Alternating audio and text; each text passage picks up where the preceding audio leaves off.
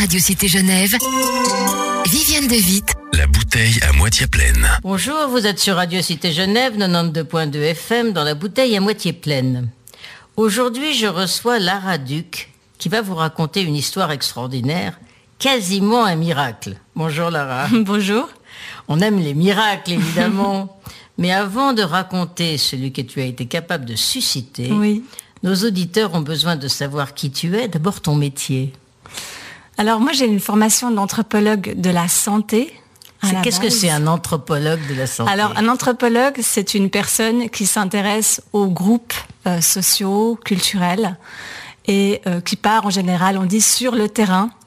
C'est une expression typique des anthropologues, c'est-à-dire ils se déplacent in situ, comme on dit, sur le terrain pour étudier des personnes. Si possible, le mieux c'est quand même de vivre avec les personnes qu'ils étudient pour vraiment qu'ils puissent s'imprégner de leur manière de penser, d'agir, de leur système de croyance ou de logique. Parce que pour nous, un anthropologue, c'était évidemment le musée d'anthropologie de Genève, oui.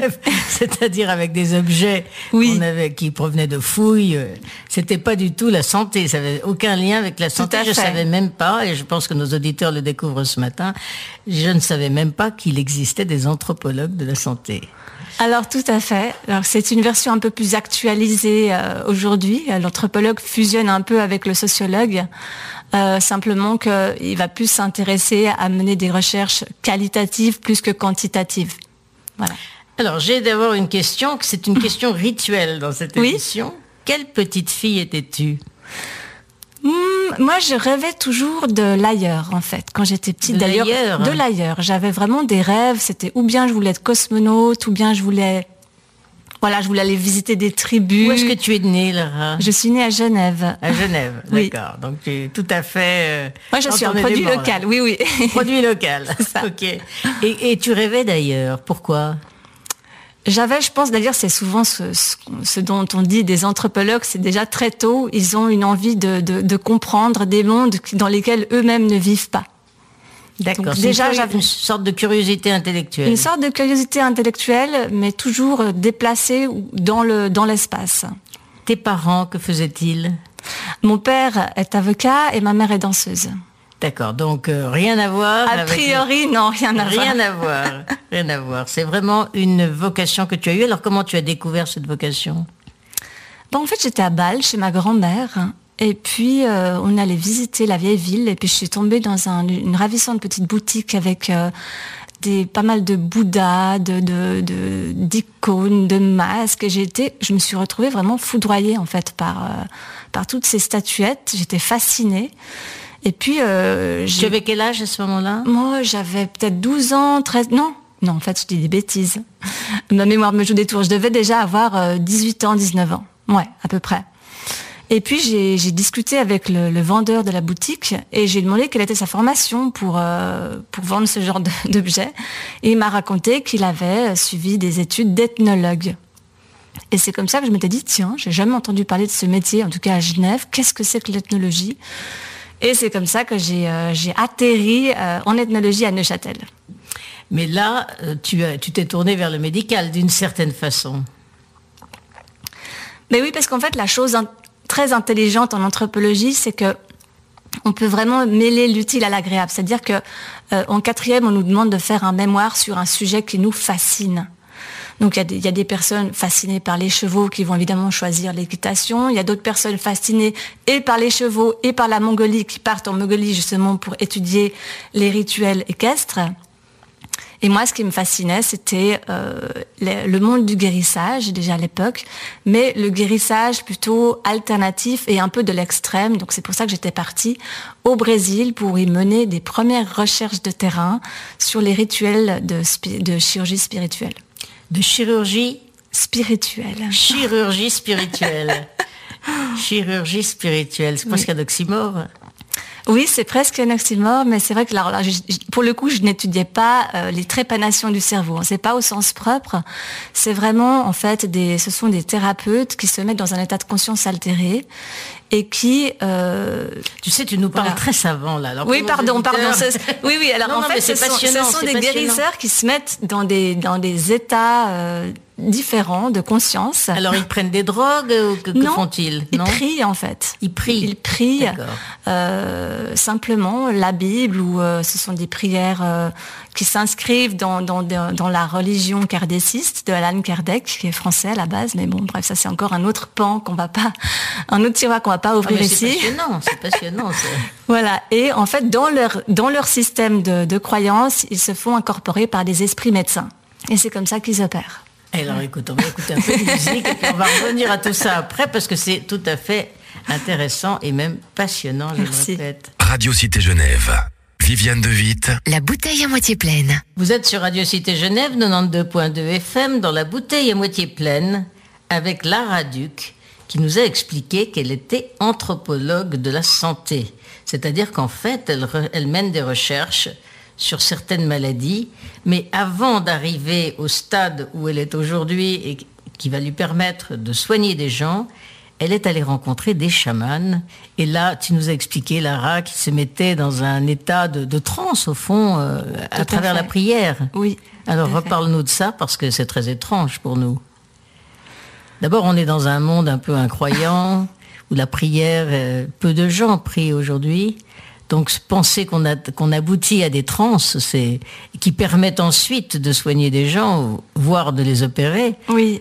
Le chemin est immense. Oui. Raconte-nous ça. Alors, bon, chez nous, les anthropologues, on différencie le chaman du médium. Dans le sens où le chaman, c'est lui qui part dans un monde qui est autre, tandis que le médium, c'est lui qui incorpore un esprit dans son corps. Donc c'est lui qui invite le monde autre ici, dans l'ici et maintenant. Et donc moi, personnellement, j'ai étudié la manière dont fonctionnait une catégorie particulière de médiums que j'ai choisi, parce que les médiums, en même temps, c'est large. Hein, comme, je veux dire, on soulève une pierre, on en a, hein, même à Genève d'ailleurs, même en Suisse. Mais moi, je m'intéressais particulièrement à ces médiums qui font partie d'un système religieux qui s'appelle le kardécisme brésilien. Comment ça s'écrit ? Kardécisme. Le kardécisme qui est issu de Allan Kardec à la base, le fondateur est français de Lyon, mais il a connu un énorme retentissement au Brésil. D'accord. Et c'est simplement la croyance, c'est quand même bien plus riche que ça, mais en fait c'est la croyance dans le fait que des esprits de défunts, en fait, sont invoqués par ces médiums pour venir soigner des choses qu'on n'arrive pas à soigner autrement. Alors, je veux bien croire qu'effectivement on puisse s'adresser aux morts et qu'ils puissent être présents, ça oui. Voilà. De là à donner les capacités de soigner, voire d'opérer. Voilà, de soigner. Il y a les phénomènes de glossolalie, par exemple, c'est-à-dire que ce sont des médiums qui, tout à coup, quand ils sont en transe, sont capables de parler une langue qu'ils ne connaissent pas. Et en fait, ce phénomène, il se généralise à la connaissance. Ça veut dire que ces médiums auxquels moi je me suis intéressée étaient des médiums anonymes. Hein. C'était pas des médiums connus, déjà différents, on va dire, qui étaient simplement garagistes la journée. Et le soir, ils se rendaient dans ces églises pour y pratiquer leurs opérations. Et ils changeaient vraiment complètement de caractère et tout à coup avaient des connaissances qu'ils n'avaient pas en temps normal. Alors, on parle d'un voyage que tu as fait en quelle année, dans quel espace de temps ? Ça, c'était pour mon mémoire, ça commence un peu à dater, mais mon mémoire de licence, à l'époque c'était encore le régime licence, en ethnologie à Neuchâtel, donc c'était aux alentours de 2007-2008. Ouais, d'accord. Et tu es resté longtemps là-bas, donc au Brésil, à quel endroit exactement ? Alors, je me suis rendue à Salvador da Bahia et j'en ai profité pour apprendre la langue parce que c'est un petit peu la base chez un anthropologue. Voilà, c'est que j'ai appris le portugais brésilien. C'était pas non plus très compliqué pour moi parce que mon père accessoirement est brésilien, donc j'avais déjà un peu développé une sorte d'ouïe interne, intuitive. Mais je suis revenue avec chargée de... Tu es restée longtemps là-bas ? Je suis restée 6 mois sur le terrain, et j'ai logé chez l'habitant pour vraiment m'imprégner des lieux. Et j'ai fait 6 mois de terrain auprès de ces médiums kardécistes brésiliens. Et quand tu es rentrée, donc tu as pu écrire ton mémoire ou tu l'as écrit là-bas ? Alors là-bas, on fait ce qu'on appelle de l'ethnographie, c'est un journal de bord en fait. Donc j'ai écrit mon journal de bord de terrain là-bas, que ensuite j'ai pu enrichir avec des recherches dans la littérature anthropologique. Ouais. Alors, à partir de la fin de tes études, comment est-ce que tu as envisagé d'en faire une profession ? Alors, à la base, j'étais partie pour quitter l'académie. J'ai fait en plus après une thèse de doctorat, que je suis allée un tout petit peu plus loin et j'ai élargi le champ, on va dire, de cette recherche aux Philippines et à Londres. Aux Philippines et à Londres aussi. À Londres. Voilà. Pourquoi Londres ? Parce qu'il y a aussi une tradition de pratique qui commence plutôt dans les mêmes années par rapport au spiritisme. On parle de spiritualisme, mais aussi il y a aussi on parle de psychic surgery. C'est vraiment la chirurgie psychique. Donc on est toujours un peu dans cette problématique. C'est très étrange pour nous. Tu t'en rends compte et pour les auditeurs, ça doit être très étrange. Oui, non, c'est sûr, je peux m'imaginer. Mais je ne suis, Mais voilà, si jamais les auditeurs s'intéressent, ma thèse de doctorat est accessible pour tout le monde. Il suffit d'aller la louer à la bibliothèque. Donc voilà. Je répète son nom, Lara Duc. Oui, j'étais censée écrire un livre justement vulgarisé sur mes découvertes, avant que mon mari ne tombe gravement malade, ce qui m'a un petit peu détournée de ce projet initial. Alors, on va en parler tout à l'heure, bien sûr, mais avant, donc, je voudrais savoir comment tu as commencé. Tu as ouvert un cabinet ? Non, pas du tout. Alors, en fait, j'ai été foudroyée par mon métier. C'est pas moi qui ai choisi le métier que je mène aujourd'hui, c'est le métier qui m'a choisi. C'est incroyable, ça. J'ai pas commencé par ouvrir un cabinet. C'est un premier miracle. Oui, Non, c'est très insolite, effectivement, et c'est vrai qu'aujourd'hui, je suis la plus heureuse du monde. Là où je suis, je me sens à ma juste place. Après, voilà, ça peut. Tu sais que c'est ce dont tout le monde rêve. Oui, j'ai conscience que c'est vraiment une chance, c'est vrai. Oui. Mais cette place, c'est fou, parce que je l'ai pas choisie, moi, en fait. C'est elle qui m'a choisie. Radio Cité Genève, Viviane de Witt. La bouteille à moitié pleine. Vous êtes sur Radio Cité Genève, 92.2 FM, dans la bouteille à moitié pleine, avec Lara Duc. Lara, dont nous avons vu qu'elle était anthropologue de santé, avec une spécialisation santé, qu'elle avait passé du temps, elle avait passé 6 mois au Brésil avec des chamans, avec des gens qui, dans la journée, avaient des professions normales et le soir, grâce à leurs prières dans une église, arrivaient à se transcender, à être une autre personne et surtout à avoir des savoirs qu'ils ne croyaient pas posséder ou ne savaient pas forcément posséder. Alors, tu dis aussi quelque chose de merveilleux, c'est que le métier t'a choisi et tu étais heureuse dans ce que tu faisais, mais tout d'un coup, une catastrophe dans ta vie. Raconte-nous. Oui, effectivement, je venais de soutenir ma thèse de doctorat à 8 mois de grossesse, je précise. Donc, en fait, j'ai accouché de 2 enfants en même temps, la thèse et ma fille, quasiment. Ça, c'est il y a 4 ans. C'était en 2017, oui. Mais ça a commencé en 2018. Et à peu près 6 mois plus tard, mon mari est tombé gravement malade. Moi, je travaillais toujours pas. D'ailleurs, je pensais écrire un livre sur ma thèse. Et puis, sitôt que j'aurais terminé d'allaiter, commencer à chercher un travail. Et lorsque Christophe, mon mari, est tombé gravement malade, au départ, j'étais un petit peu, j'étais un peu sans mots parce que je savais qu'il avait une maladie qui s'appelle la rectocolite ou la colite ulcéreuse. Elle porte ces 2 noms aujourd'hui. Mais je savais pas qu'elle pouvait dégénérer à ce point et carrément menacer le pronostic vital. Alors, c'est pour rassurer les gens qui m'écoutent, c'est pas du tout ça reste anecdotique, cette tournure que ça a pris, c'est pas du tout ce qui se passe normalement. C'est pas habituel. Non, c'est pas du tout habituel. Ça a été particulier. On se calme, voilà, c'est ça. Mais c'est ce qui est arrivé, en tout cas à mon mari. Et puis là, j'ai tout de suite vu les choses virer, et j'étais vraiment à 2 doigts de me retrouver veuve avec un autre petit bébé qui pourrait pas avoir de papa. Donc là, vraiment, j'ai commencé à flipper, grave. Et je voyais bien que la médecine ne pouvait plus rien pour lui. Il avait chuté à 42 kilos. Franchement, il ressemblait à un homme qui sortait de camp de concentration, quoi.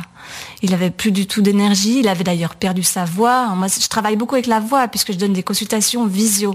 Donc, je peux savoir à la voix d'une personne où elle en est dans sa vitalité, à peu près. Donc, je voyais bien qu'il n'en avait plus.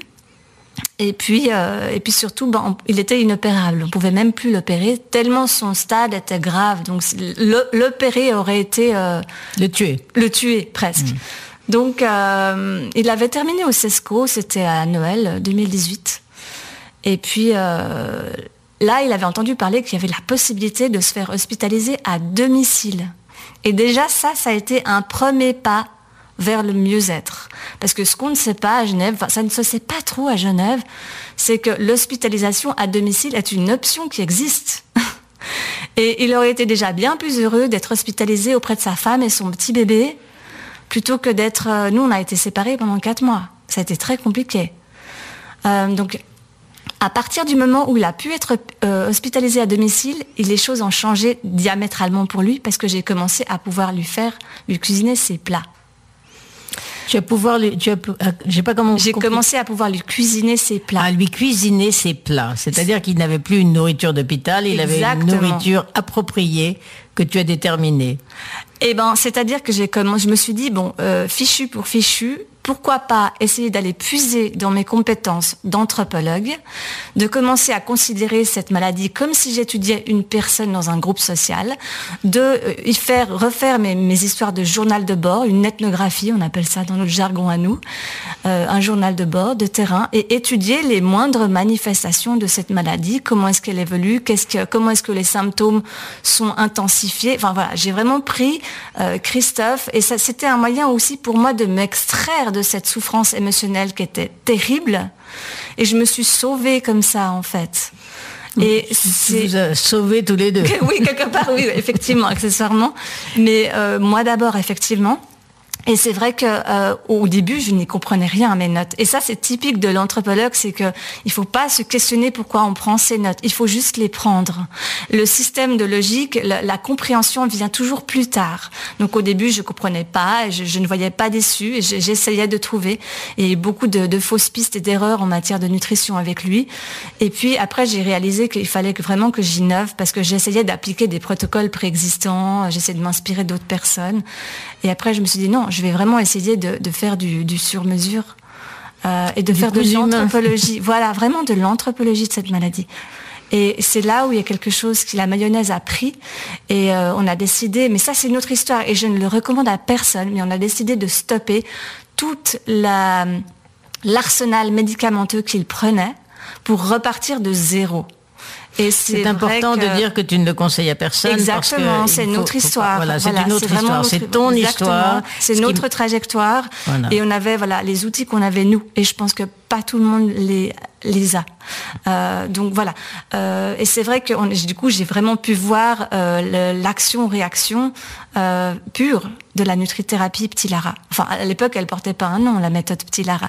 C'est ensuite. Alors aujourd'hui, cette méthode, elle s'appelle Psy-Lara. La méthode Petit-Lara, parce que moi c'est Lara et c'est Petit-Lara. Voilà, je sais pas pourquoi c'est sorti comme ça, mais simplement qu'aujourd'hui, je parle de méthode et pas de régime. C'est très important parce que souvent il y a des comment dire, pour moi lorsqu'on parle de régime, on tombe très très vite dans une forme de dogmatisme alimentaire qui peut être potentiellement dangereux pour une personne sensible. C'est-à-dire qu'elle va commencer à avoir très très peur de manger certaines choses. Et pour moi, les incidences néfastes sont pas forcément aussi catastrophique qu'on veut bien nous le faire croire, à moins qu'elle soit répétée. Pour moi, vraiment, le problème dans une mauvaise nutrition, c'est pas l'aliment en soi, c'est la répétition dans une routine de cet aliment. Par exemple, tous les matins, on mange quelque chose qui ne nous convient pas ou qui est inadapté. Là, effectivement, au bout d'un moment, ça peut générer des maladies. Radio Cité Genève. Viviane De Witt. La bouteille à moitié pleine. Vous êtes sur Radio Cité Genève, 92.2 FM, dans la bouteille à moitié pleine, avec Lara Duc. Lara qui nous raconte une histoire extraordinaire, je l'ai dit au début de cette émission, puisqu'elle a réussi une sorte de miracle. C'est donc une anthropologue santé. On a raconté tout à l'heure son parcours étrange, d'aller passer 6 mois au Brésil, de rencontrer des chamans et de faire ce doctorat en anthropologie santé. Mais le malheur a voulu que son mari tombe malade, et là, Lara, tu as accompli une sorte de miracle. Raconte-nous vraiment ça. Alors voilà, donc c'est vrai que c'était à l'approche de Noël en 2018, j'en ai un tout petit peu parlé tout à l'heure. Dans les grandes lignes, mon mari est tombé gravement malade avec cette maladie de la rectocolite. Et puis c'est vrai que voilà, la médecine ne pouvait plus rien pour lui, donc on a décidé, et c'est notre choix, et c'est pas quelque chose que je recommande, mais de stopper la médicamentation, les immunosuppresseurs et tout l'arsenal médicamenteux qu'il prenait, pour simplement se vouer à la nutrithérapie petit Lara, c'est-à-dire une méthode que à l'époque je savais pas que j'étais en train de mettre en point, parce qu'aujourd'hui elle existe. Et puis donc c'est grâce en quelque sorte à la maladie de ton mari que tu as pu mettre exactement au point que j'ai érigé cette méthode qui ne se centre pas uniquement sur ce qu'on mange, mais sur la manière dont on va cuisiner ce qu'on mange, qui a un impact. Et puis le moment, les horaires auxquels on les prend. Exactement, le moment, on sait transmission de pensée, le moment où on va manger ce qu'on a cuisiné, parce qu'il y a le côlon, qui est quand même ma spécialité, les troubles du côlon, il a un biorhythme qui lui est propre, il a une logique aussi qui lui est propre. Donc voilà, il y a toute cette dimension-là, et il y a encore la dimension aussi psycho-affective et de l'hypnose. Donc je donne des séances d'auto-hypnose pour en fait intimer à quelque part au subconscient du côlon de réagir d'une manière qui va l'impacter positivement. Alors ça, tu nous vois un peu la bouche ouverte. Et je suis sûre que les auditeurs sont tout aussi étonnés que moi. Donc tu parles au côlon en quelque sorte. Oui, quelque part, oui. Tu lui parles et tu lui intimes le conseil, on va pas dire l'ordre, de fonctionner différemment. Oui, tout à fait. Et ça marche. Alors, il suffit de voir les témoignages sur mon site. Après, c'est pas un robot, cette méthode. Donc il y a quand même le facteur humain qui va faire que, mais en règle générale, j'ai d'excellents résultats. En tout cas, sur cette maladie en première ligne de champ. Et puis, a posteriori, on s'est rendu compte que ça fonctionnait sur des maladies cousines ou d'autres maladies qui, pour moi, elles ont à peu près toutes leur siège au niveau intestinal. Donc, si on commence par soigner les intestins, après, ça va suivre, ça va se réaligner.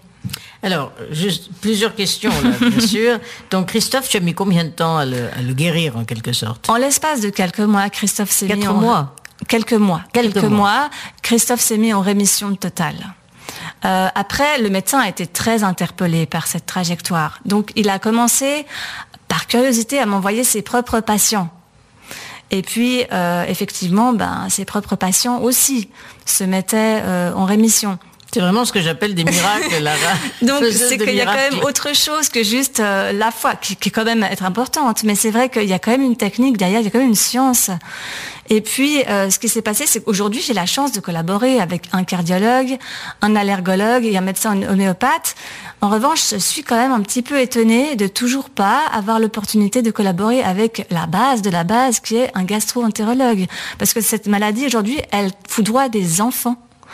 Avant, c'était une petite maladie de cinquantenaire, et encore je dis petite, c'est pas petit, mais j'entends, voilà, ça venait avec le temps, et maintenant, le plus jeune patient que j'ai, il a 10 ans, et il a été diagnostiqué à l'âge de 6 ans. Et ça vient de quoi, ça? C'est l'alimentation? Alors, notamment, pour moi, c'est des facteurs environnementaux. Les déclencheurs sont environnementaux. Après, on va pas se leurrer. Il y a une prédisposition génétique. Mais pour moi, c'est essentiellement lié à l'alimentation, mais je ne m'arrête pas à ce qu'on mange. Il y a aussi la manière dont on va manger qui impacte énormément. Alors, là, c'est très important que tu nous expliques un peu ça, parce que ça peut servir à tout le monde. La façon de se nourrir, c'est pas seulement pour les gens atteints d'une maladie, qui est la RCH. La RCH ou la colite ulcéreuse. C'est ça.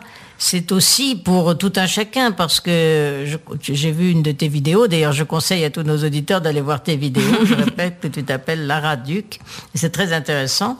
Et tu expliques que ça dépend aussi de la façon dont on cuit les aliments, mais des heures auxquelles on les prend. Et en fait, on se rend compte qu'on vit de façon totalement, j'allais dire, inconsciente de ces problèmes-là.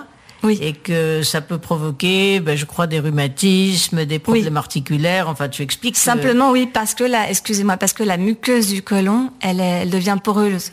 Donc il y a plein de petits trous en fait sur la couche qui protège notre intestin, qui vont se former à force ou bien de manger des aliments irritants, ou bien de manquer de ce que j'appelle des aliments soignants, une alimentation soignante. C'est-à-dire que la méthode Tilara, elle permet au corps de produire son propre anti-inflammatoire. Et c'est ça qui est capital dans la méthode Tilara.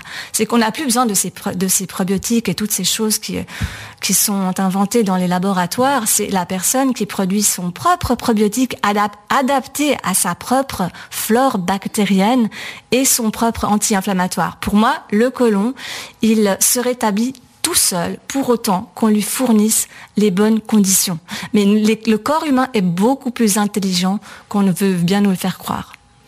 Alors, on a envie d'avoir les trucs, voilà, on est curieux de tout ça. J'imagine qu'il faut aller regarder tout ce que tu écris et tout ce que tu publies. C'est vrai que je donne beaucoup d'astuces sur ma chaîne YouTube. À peu près tout ce que je sais, c'est vrai. Alors, que je publie, qu'est-ce que tu nous dirais de faire ou de ne pas faire de base? Alors, de base, déjà pas manger le cru comme on mange le cuit. C'est pas pareil. Alors, qu'est-ce que tu appelles le cru? La salade, les carottes les crudités, râpées, les carottes râpées. Alors, l'exemple, c'est un très bon exemple, les carottes râpées. D'ailleurs, j'en ai fait une vidéo. Les carottes râpées, souvent, les personnes disent, moi, je supporte pas les carottes râpées. Enfin, c'est pas moi qui les supporte pas, c'est elles qui ne m'aiment pas. Mais en fait, c'est dommage d'éradiquer la carotte râpée de son régime alimentaire juste pour ça, parce que souvent, c'est un malentendu. En fait, c'est que la carotte râpée, on ne sait pas la manger. On ne sait pas la manger correctement parce que en fait on l'avale beaucoup trop tôt. Et trop tôt, oui, on l'avale beaucoup trop tôt. Et on est censé la mastiquer ou la mâcher correctement, de sorte à ce que ça fasse presque un jus dans la bouche avant d'avaler. Et nous, en fait, la carotte crue, elle plaît en fait. Elle a la cote, elle plaît, c'est bon, c'est sucré. En même temps, il y a un côté acidulé avec le jus de citron, donc on salive beaucoup, on a beaucoup de plaisir et on a tendance à l'avaler comme des spaghettis. Il faut pas. Ah non, pas du tout. Erreur, grave erreur. Ça donne les spaghettis, on peut les avaler vite. Moins grave erreur, on va dire, moins grave. Effectivement, après, on peut avoir des petits pics, on peut avoir des petites douleurs dans le ventre, on peut avoir vraiment des inconforts digestifs, simplement parce qu'on s'est mal pris, mais pas parce que la carotte, on la digère pas. Radio Cité Genève. Viviane de Witt. La bouteille à moitié pleine. Vous êtes sur Radio Cité Genève, 92.2 FM, dans la bouteille à moitié pleine, avec Lara Duc. Je vous ai dit au départ de cette émission que nous allions vous raconter une histoire extraordinaire, quasiment un miracle, et vous avez entendu tout à l'heure que Lara, avec ses connaissances d'anthropologue de la santé, avait réussi à soigner son mari qui était quasiment abandonné par la médecine. Alors Lara, tu nous as évidemment ému avec cette histoire parce que c'est incroyable, mais on voudrait aujourd'hui que tu permettes à des gens qui n'ont pas forcément cette maladie de savoir aussi, grosso modo, quelles erreurs ils font, ou de savoir comment protéger ce fameux côlon auquel tu dis qu'on peut parler et obtenir de lui des réponses. Oui, tout à fait. Eh bien, si je devais donner un seul conseil, je dirais, et c'est un conseil qui a priori ne va rien vous dire, mais je vais le développer, produisez de l'acide butyrique. Alors, l'acide butyrique. Butyrique. Voilà, c'est un terme un peu barbare et pourtant, pour moi, c'est la clé. Mais qu'est-ce que c'est que de l'acide butyrique? L'acide butyrique, si vous voulez, techniquement, c'est un acide gras. Mais on s'en fiche du terme, de la terminologie. Il faut juste retenir que c'est une substance qu'on produit, qui est un anti-inflammatoire ciblé au niveau du côlon. Si on en produisait beaucoup plus, on irait beaucoup mieux. Et il s'est avéré que beaucoup de littérature beaucoup d'études dans la littérature médicale ont remarqué que les personnes en bonne santé, qui ont un côlon en forme, produisaient beaucoup plus d'acide butyrique que les autres. Celles qui ont des MIS-C ou maladies inflammatoires chroniques de l'intestin, que ce soit maladie cœliaque, maladie de Crohn, qui est la cousine de la rectocolite d'ailleurs, rectocolite et j'en passe, et les autres maladies auto-immunes, on a remarqué que ces personnes-là, dans leur flore intestinale, avaient beaucoup moins d'acide butyrique. Et l'acide butyrique, on peut l'avoir avec une alimentation qui est ciblée pour ça. Alors, qu'est-ce qu'il faut manger? Alors, notamment, moi, je préconise pour ces personnes-là l'acide butyrique doux. C'est-à-dire, on le trouve dans tout ce qui est amidon résistant, mais là, vous allez me dire, mais Lara, c'est encore trop technique ce que vous dites. Donc, oui. Pour parler franchement, l'amidon résistant, c'est en gros tout ce qui est légumineuse. Je ne le recommande pas. Bizarrement. Alors légumineuse, ça veut dire. Alors de nouveau, ça veut dire hummus, pois chiches, ça veut dire lentilles, ça veut dire haricots secs. Tout cette bizarrement. Toute une nourriture méditerranéenne. J'allais dire toute cette vague végane et végétarienne. Bizarrement, moi, l'éthique, je la rejoins, mais à 150%. L'éthique tant écologique et par rapport au respect de l'animal. Mais après, le problème, c'est que moi, je pense, mais ce n'est que mon avis, ça n'engage à rien, c'est que mon petit avis, mais je pense que dans le groupe humain, il y a des gens qui sont herbivores et il y a des gens qui sont omnivores. Je veux dire au niveau organique. Il y a des prédispositions à être omnivore et il y a des prédispositions à être plutôt herbivore, c'est-à-dire plutôt végétarien. Tu crois? J'ai l'impression que c'est comme ça que ça fonctionne parce que vous rendez pas compte le nombre de personnes. Des familles où on mange de la viande et c'est vital. Et puis exactement, vous vous rendez pas compte du nombre de personnes qui sont véganes ou végétariennes qui viennent me voir parce qu'elles se sont laminées le tube. Parce que le problème, entre guillemets, quand on commence à manger comme ça, c'est qu'on mange que des fibres. Or, les fibres, elles sont nécessaires, certes, mais le mieux, l'ennemi du bien. C'est pas parce qu'elles sont nécessaires qu'il faut manger que ça. Parce qu'à force de passer dans le tube, elles vont finir par frotter. Elles vont frotter. Alors, les fibres, c'est quoi, par exemple? Par exemple, typiquement, les légumineuses sont très riches en fibres. Donc, le houmous. Et Dieu sait si c'est bon, mais... Alors, attends, tu es en train de nous expliquer qu'il faut en manger, mais pas trop, c'est ça? Et il y a fibres et fibres. Il y a différentes classes de fibres, mais il y a des fibres qui sont plutôt irritantes, comme les lentilles, par exemple, parce que c'est le plus facile. Est-ce que c'est irritant? C'est irritant pour des personnes qui ont une sensibilité digestive. C'est irritant. Il faut d'abord qu'elles se retapent, et c'est possible. Alors, elles se retapent avec quoi? Avec l'acide butyrique. Alors, l'acide butyrique, je recommande. Qu'est-ce qui va se passer? Quand on mange, par exemple, du riz. Exemple typique. J'aime bien donner cet exemple parce qu'il est très parlant. Un riz, on va le cuire dans l'eau, on va faire frémir l'eau, on va manger un riz chaud. L'impact sur la flore bactérienne du côlon, il est nul. Enfin, c'est ni bien ni pas bien. En revanche, si le riz, on le mange 12 heures après, réfrigéré, il va y avoir une réaction chimique magique, puisqu'on parle de miracle et de magie ici, qui va s'opérer, c'est-à-dire que l'amidon de base du riz va se transformer en amidon résistant, et cet amidon résistant, lui, va produire de l'acide butyrique, c'est-à-dire un anti-inflammatoire naturel pour le côlon. Alors attends, on répète, donc on fait cuire le riz normalement, voilà. On le met 12 heures au frigidaire, voilà. Et on ne le mange que lorsqu'il est froid. Exactement. Je recommande ce que j'appelle des salades de féculents. Des salades de féculents. Voilà, c'est-à-dire qu'il n'y a plus l'amidon, le sucre n'est plus du tout décomposé. L'amidon se transforme en quelque chose de plutôt bien. Et puis là, on profite vraiment des vitamines et des principaux atouts. Dans ta salade, à part le riz froid, il y a quoi? On peut faire des salades de pommes de terre qui sont extraordinaires aussi pour le côlon. Surtout si on répète le geste soignant. Parce que ce qui est soignant, c'est, de nouveau, je reviens, par exemple, Paracels disait que ce qui fait le poison, c'est la dose. Oui. Il n'a pas tout tort, évidemment. Si je mange 14 pommes, vous vous doutez bien que je vais pas être très bien. Même moi, qui n'ai pas la rectocolite. Même vous, Viviane, si vous mangez 14 pommes demain. Oui, non, je vais pas me lancer là-dedans. Donc ça, voilà. C'est pas parce que c'est sain que c'est soignant, d'accord? Et c'est pas parce qu'on mange beaucoup de choses saines que on va se faire du bien. Alors, mais après, il y a la routine, la répétition. Oui, alors, la fameuse, qu'est-ce que vous disiez? C'était pas le riz, après vous avez cité... la salade de pommes de terre. La salade de pommes de terre. Alors on l'a fait en vinaigrette? Oui, on peut faire une vinaigrette. Alors là, est-ce qu'il faut la laisser refroidir et la manger 12 heures après? Pareil, l'acide butyrique, pareil, en fait, toujours ce procédé. En fait, d'accord.